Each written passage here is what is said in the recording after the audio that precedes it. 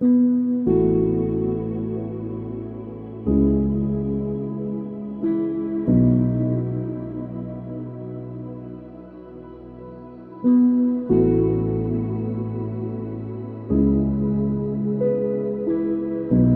tenu de ton passé, je comprends que tu hésites parfois à faire confiance aux autres par crainte d'être trahi. Cette crainte est tout à fait compréhensible. Toutefois, avec le recul des années, peux-tu comprendre que ceux qui t'ont trahi ou abandonné ont peut-être souffert eux aussi, de la même manière dans leur propre passé?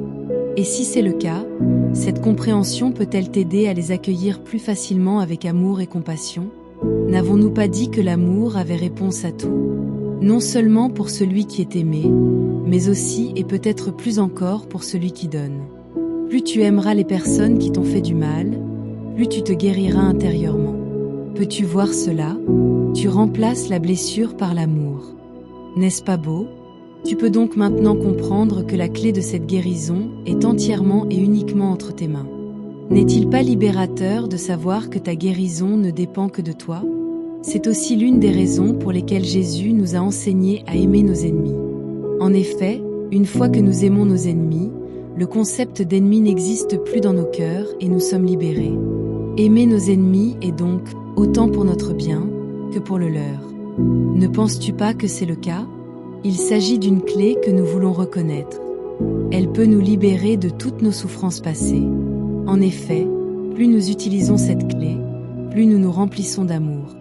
N'est-ce pas remarquable?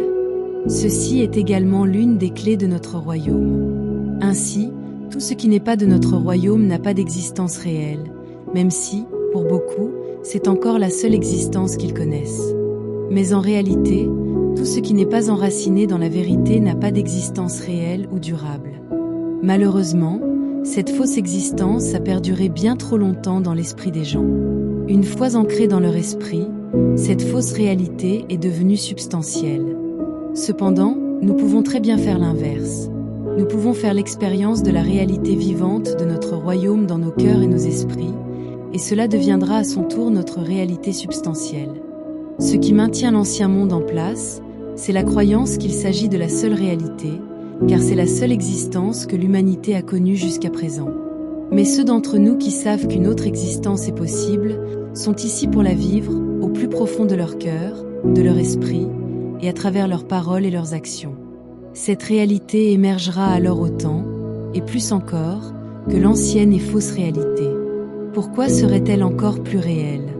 Parce que cette réalité est celle qui a été prévue, et que tout dans l'univers est conçu pour la soutenir. Tout s'accorde avec cette réalité, parce que tout est fait pour elle. C'est pourquoi tu te sens prêt à l'accueillir dans ton cœur et ton esprit. Parce que toi, ainsi que chacun de mes précieux enfants et le reste de la création, avez été conçus et faits pour cette réalité originelle. Peux-tu le voir? Ainsi, plus vous serez nombreux, mes enfants, à prendre conscience de votre capacité à créer votre réalité, plus vite la réalité de notre royaume se manifestera. C'est pourquoi Jésus a dit que le royaume commence à l'intérieur. En effet, une fois fermement établi à l'intérieur, il se manifestera dans la réalité extérieure. Les forces du mal le savent aussi. C'est pourquoi elles cherchent à maintenir l'humanité dans la peur et à remplir son esprit d'images de misère et de conflit. Là encore, c'est à nous de nous couper de la source de ces images pour remplir notre intérieur de pensées, de sentiments et d'images de notre royaume. Nous sommes les maîtres de nous-mêmes et c'est donc nous qui déterminons ce qui remplit nos cœurs et nos esprits. Qu'en penses-tu ?